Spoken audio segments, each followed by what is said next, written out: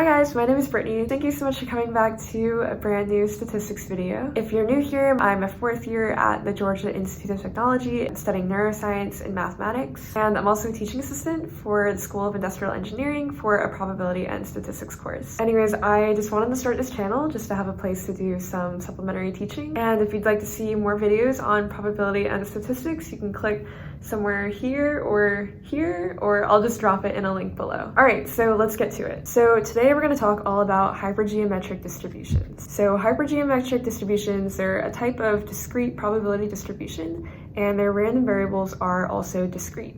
And these distributions can be defined by an experiment in which we're sampling without replacement. So in a hypergeometric distribution, this comprises a set of capital N number of objects, in which a capitalized K number of objects are considered success objects. And in this experiment, when this experiment's conducted, it'll require a number of lowercase n objects to be chosen.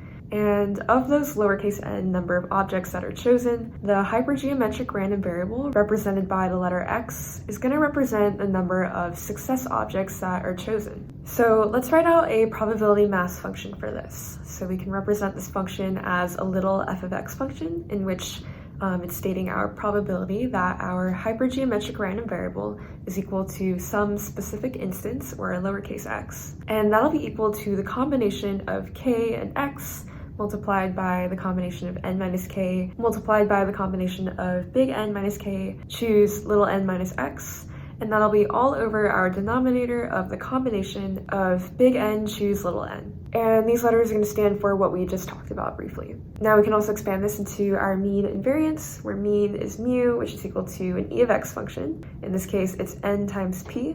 And our variance for a sigma squared is our v of x function, which is equal to n times p times 1 minus p times big N minus little n all over big N minus 1, where p is our probability, in other words, k over big N. So this is a lot of letters and concepts being thrown at you, so let's actually apply this in an example and see how this checks out. So let's say, for example, that we're at one of my favorite parks in New York City. It's called Central Park, and there's a part of it called Sheep Meadow, which is really cute. So let's say that there's 175 people there on the weekend, 16 of which brought their dogs with them. So if we randomly walk around the park and we survey people about New York City's government policies, what's the probability that 3 people that we survey have their dogs with them if we survey a total of 30 people?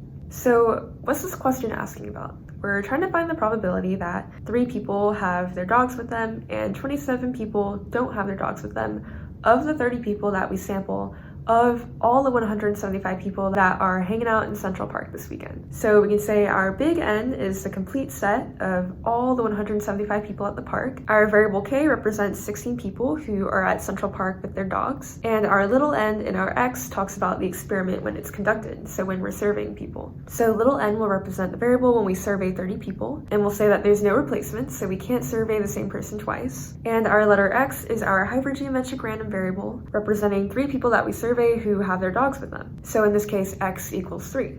So we can plug this into our PMF for x equals 3. So that'll be our f of 3 equation, which is equal to the probability that our hypergeometric random variable x equals 3.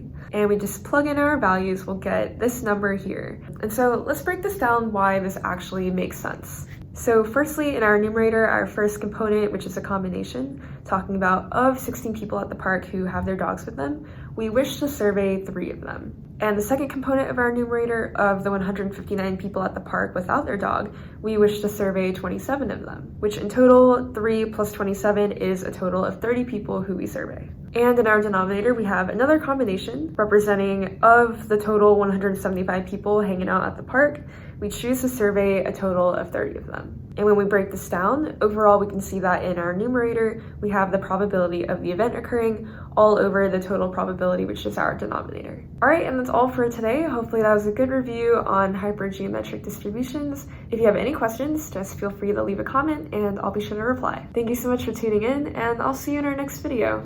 Bye.